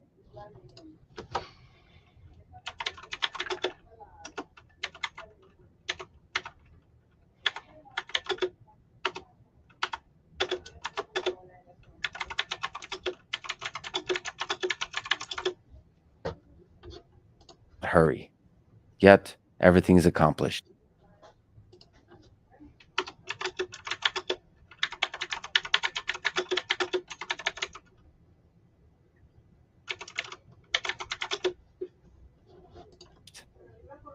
Thank you for listening. I hope to see you next time.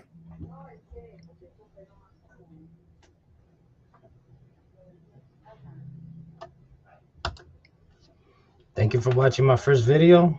I hope to continue to do more, and see you the next day. Like I said earlier, I'm planning to stream at 5 every single day. I don't have words of wisdoms to give you yet, but give me a couple years or two, and I will be able to say something. But at the moment, all I can do is listen.